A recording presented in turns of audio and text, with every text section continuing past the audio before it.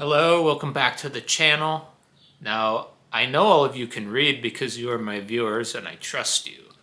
So you see the title of this video, Confessions of a Radical Reader.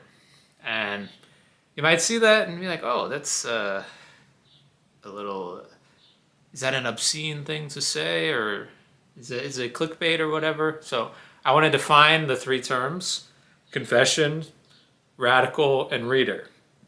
First, the easiest: reader, somebody who reads books, or somebody who is literate, but specifically somebody who reads books. Second, confessions. I'm talking about this in the Augustinian sense, as in relating a life story via various tribulations. I'm going to go over my reading history, and it's not all been sunshine and roses. There have been a lot of different developments and phases in my reading, some good, some bad.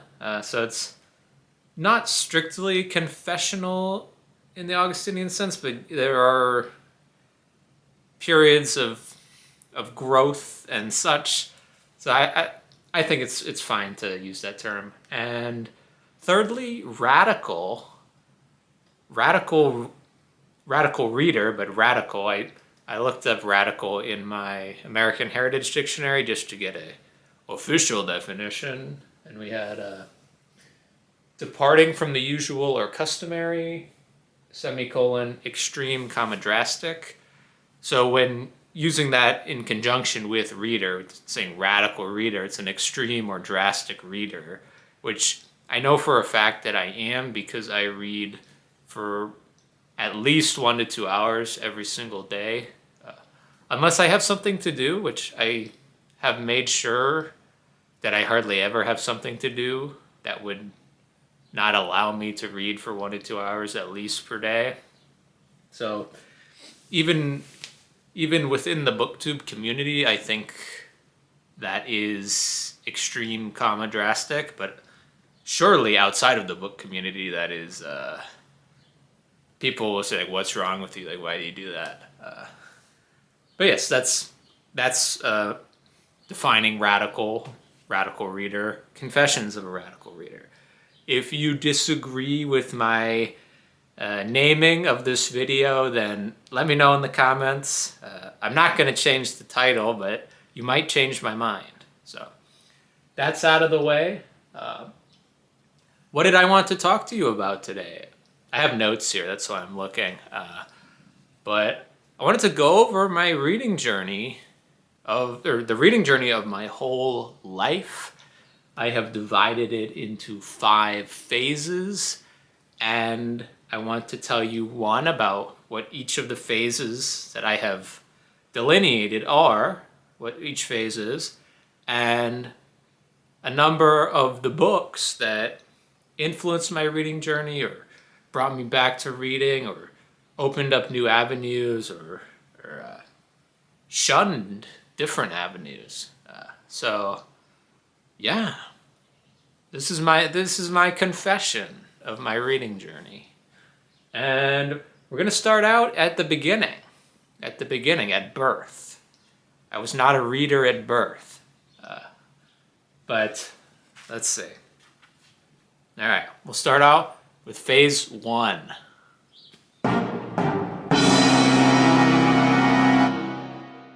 So, going past the whole birth thing, I was a rabid reader as a kid. I took down all the standard middle grade series, most notably Harry Potter, Percy Jackson, The Edge Chronicles. I've talked about those before as some of my early childhood influences. I was a bit too young to be on the Harry Potter train of like reading each one as they came out, but I believe as a 3rd grader I read the last Harry Potter book. But yeah, elementary school and middle school I read a ton, and then in 8th grade I was gifted by a friend an iPod Touch, and for the next 8 to 9 years I was a drooling amnesiac, where remember what happened other than Candy Crush and Skyrim. Apparently, I went to high school and college. People tell me that there's a bachelor's degree diploma, but I was locked in on my devices, so I don't remember that. But apparently, I have a GED and a bachelor's degree. But yeah, I didn't read any books in high school really, other than a few assigned readings, and I read 0 books for university. I believe I was assigned books, but I didn't read any of them. So yeah, there is. I was kind of a blob. I don't know what happened for those 8 to 9 years, but that's the end of phase 1. Now we have phase 2.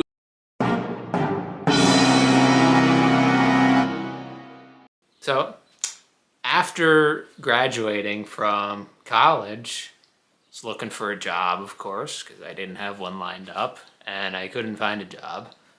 So I was applying and I was like, I'm not going to apply for like 12 hours a day. Like I got to do something other than video games. So I went to the library and I was trying to figure out like who's a good author to read because I hadn't read a book in a while other than like Harry Potter. So I saw this guy's name on some list or something. And it said he was good. It was Brandon Sanderson, and the book was Elantris, his debut novel. So I checked that out from the library, and I devoured it. I loved it. It was such a joy for me to read, and it rekindled my love for reading. So for that, I have a great debt to pay to Brandon Sanderson, or I owe a great debt, whatever, for starting me back on my reading path. So this was many years ago at this point. But after I read Elantris, I was like, oh my God, I got to read everything by Brandon Sanderson.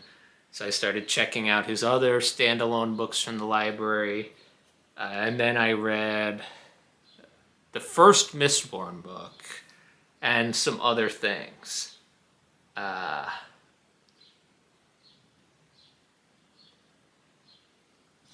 After that, had a little bit of a break for some other life reasons, where I didn't have time to read.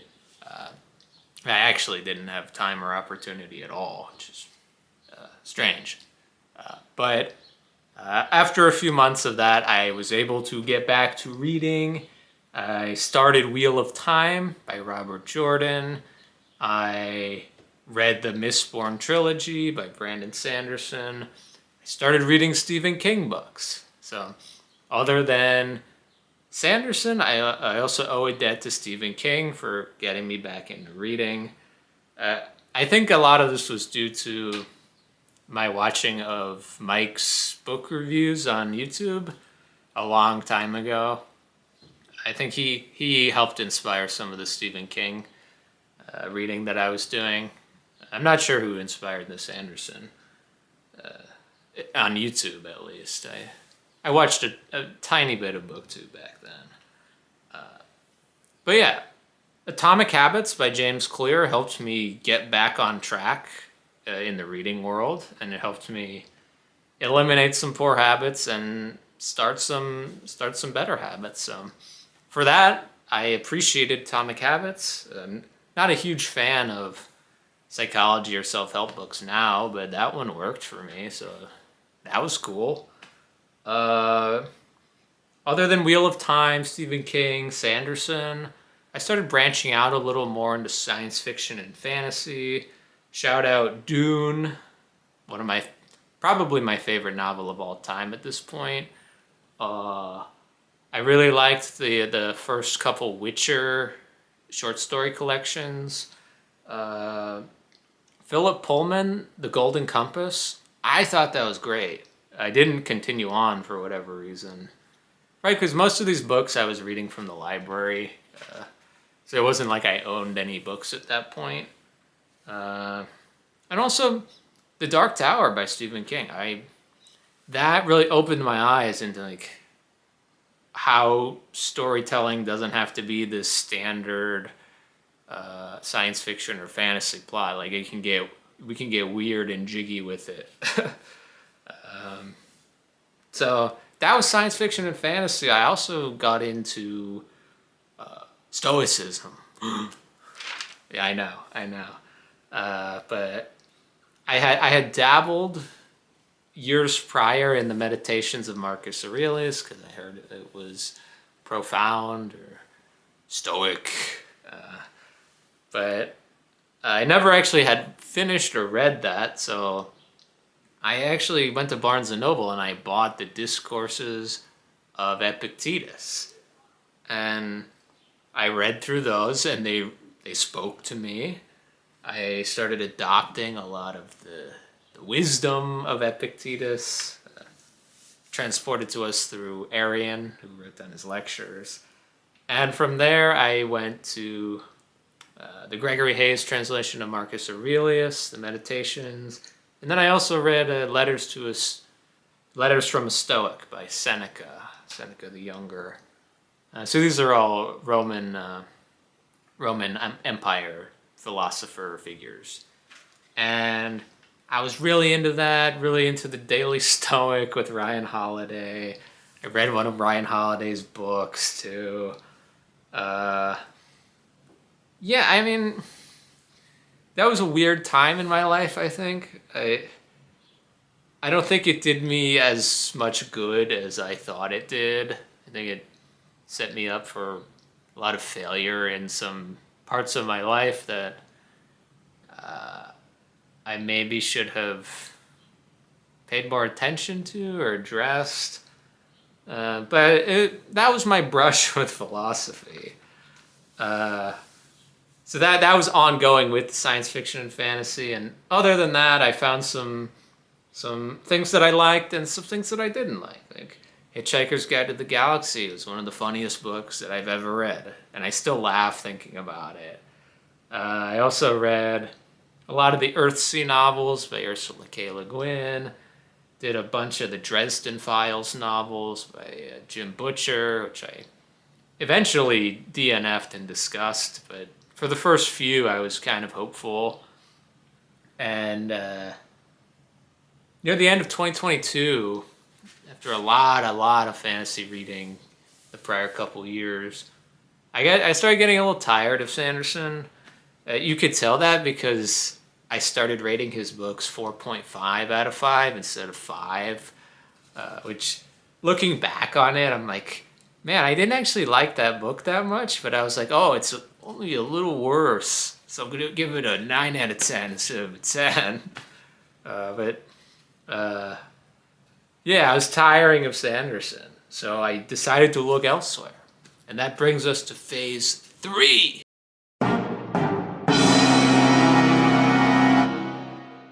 So this was a brush with classics, the discovery of literature that I liked. And there are 3 main catalysts for my rediscovery of the classics. Now, I know a lot of people talk about classics as like some sort of genre. I don't believe that it's a genre at all. It's a temporal, chronological category of just old books that are good and have survived.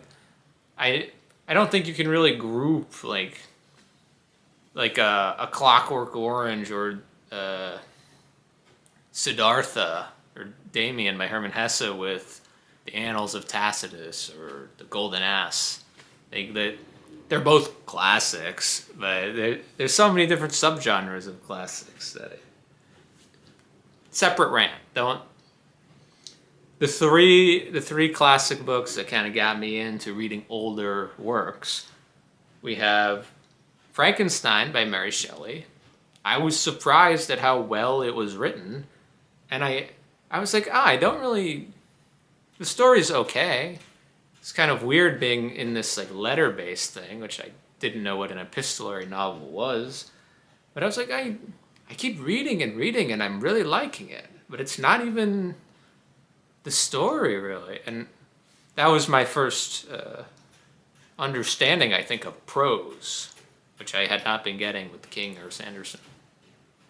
Sorry, that was a low blow. But yeah, so Frankenstein.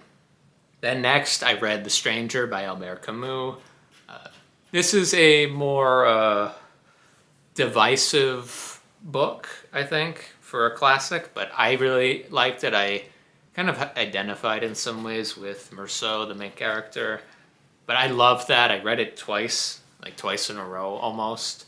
And the third book, another modern classic, but it was Slaughterhouse-Five, which was kind of weird, funny science fiction that I was really blown away by, one, how Vonnegut kind of mixed wartime memories with science fiction, and two, there were a lot of discussions of theories of time that at the time, I thought was really profound, and I still think that those ideas that Vonnegut had were interesting. So yeah, those are still three of my favorite classic books. Next came 2023, read one of the big projects in January 2023 was Terra Nostra by Carlos Fuentes, a huge historical fiction, arcane, confusing, dreamlike novel of the Spanish Empire and the creation of El Escorial and the transition of Spain's empire from just the old world to the new world. And I'm sorry if you can hear the neighbors scraping. They always come out of the house as soon as I start to make a video, and the mother yells at the child or somebody starts to shovel. So I apologize if you can hear that. But yeah, back to Terra Nostra. That was an encounter with the large postmodern and also the Latin American magical realism movement, which I've grown to love, and I have not read as much as I should have. But there was that. I read more Camus, Orwell, Herman Hesse, Anthony Burgess, a few novels from each of these guys. Still developing my tastes, though. Then I read my first real history book, 1066 by David Howarth. Randomly checked it out from the library, and I thought it was really good, so I bought a copy online soon after that. For whatever reason. But yeah, 1066, my first history book. And if you know me, you know that's started something later in my life. But I was still on Wheel of Time as well, starting to slog through those. I didn't mean that in the terms of people say the Wheel of Time slog is from books 7 to 10. I stopped at book 7, actually. Another book that I loved, Picture of Dorian Gray, I read in 2023, that's in my top 3 novels of all time right now. Got Dorian Gray, The Stranger, and Dune. I think Dune's at the top right now because I have reread it, and it was even better the second time. But yeah, other than history, I started reading poetry, the poems of T.S. Eliot. I haven't read all of them, but a collection of his that I read was awesome. I started reading plays, like Sophocles. I read more Oscar Wilde plays. And I was getting into Ray Bradbury short stories as well, which were super fun. My first real big nonfiction project I also started in 2023, which is R.R. Palmer's History of the Modern World, which is a 1,000-page, basically history textbook. And I only read half of it. I read the first 400, 500 pages. But that was a big deal for me. It took months and months of almost daily reading to do that. I would only read a few pages per day. I think they were double columned. Or if they weren't double columned, they were very small text, font size. So there was that. And kind of at the end of the 2023, I was reading widely. I was expanding my tastes. I was reading de Maupassant, Juvenal, Michael Crichton, Cervantes, just kind of getting to know things, getting to know more authors. Which brings us to phase 4.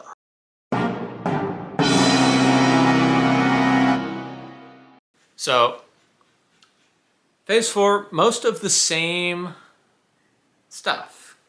I say it was kind of stagnation. I was reading very haphazardly for a lot of 2024 and 2025. Not really pursuing any specific genre or author or type of project. I was hardly curating anything. I did find a lot of new hits, which I'm glad to have found. I'm not saying this was a bad time in my reading life. I found Gabriel Garcia Marquez, Isaac Asimov. One modern series that I really enjoyed was Red Rising.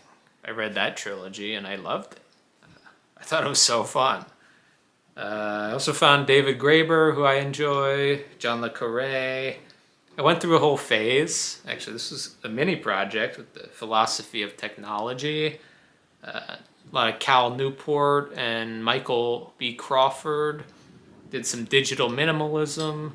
Kind of got started on that whole Obsidian movement, the web online or digital note-taking app, Obsidian. Got kind of lost in that for a few months. But yeah, in the middle of 2025, during this phase of stagnation and slight growth in the projects, I made a video, I think in June 2025, about reading projects. And I said I wanted to do a 1066 reading project about the Norman conquest of England, because I thought that would be small and manageable, and I could learn a lot about a little subject, but not like I want to learn about Greece, like the whole history of Greece. That's a very large project you could spend your entire life on or something. I figured the Norman conquest was I could run through like 15 books and have a good grasp on it or something. Now,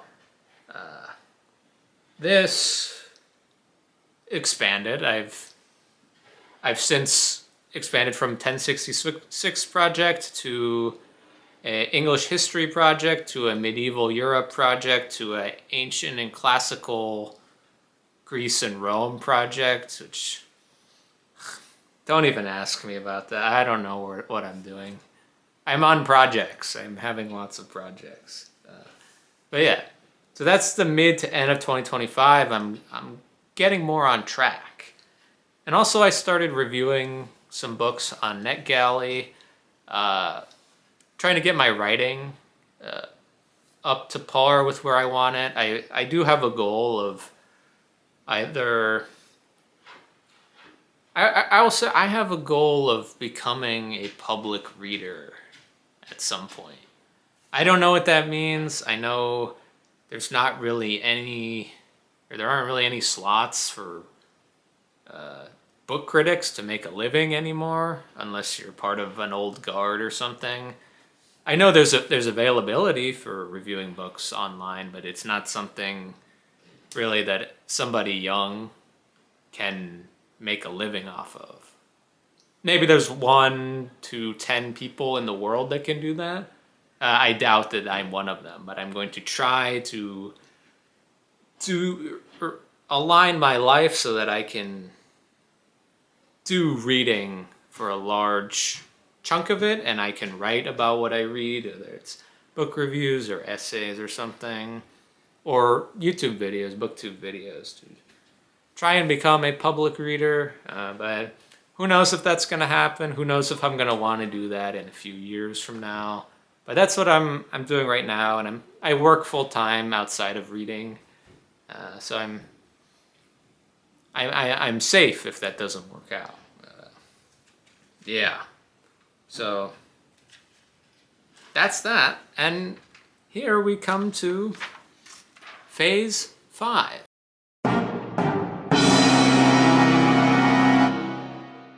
Phase 5, I believe, this may be recency bias, but I believe it started around last month or December-ish 2025, I really started to lock in.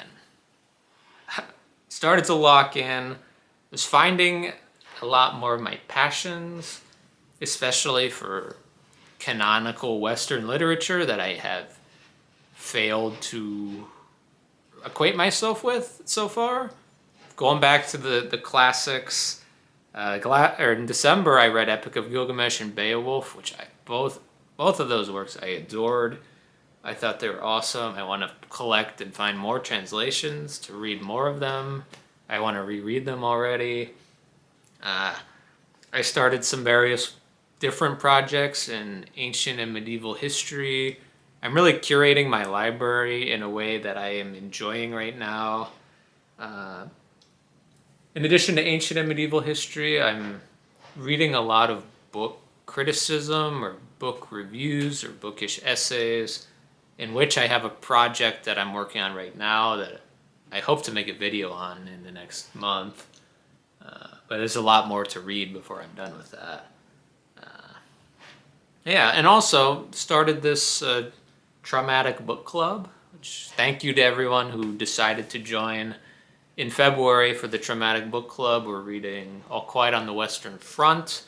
The Traumatic Book Club is devoted to reading traumatic or hard-to-read books of history or novels, mainly focused on like weapons of mass destruction or the horrors of war or evil people, that kind of thing. If you're interested, go see my prior video. And you don't have to do anything to join other than read the book during the month that we read it. But yeah, in this last phase, I'm having a great time. I'm more focused. I'm reading for longer, and I'm spending time with better selected books. Not saying the books that I read in the past were bad or anything, but these are more aligned to my purpose and my interests. So I'm grateful for that. It has been a benefit of my curation of my library that I have more connected sourcing as well. So that just comes with time. So yes, that is it. That is my literary journey so far, the Confessions of a Radical Reader. Did you have a similar pathway that you took as a reader? I know, of course, this is an ongoing thing, and I'm sure there's many more phases to go in my life, but this is how I have viewed my reading life, and I have divided it as I have seen fit. Many of you might divide things differently based on your memory of reading. But yeah, let me know if we had similar paths, or what are the books or ideas that really changed your reading life? I am curious about that because I like to learn not only about history and specific events, but I like to learn about experiences of readers. Like all these bookish essays that I'm reading are enthusiastic about the reading life and the literary life and what that means inside of you. So yeah, just let me know anything in the comments. But thank you for watching if you spent all this time with me. I know it's longer than I usually speak for, so that's it.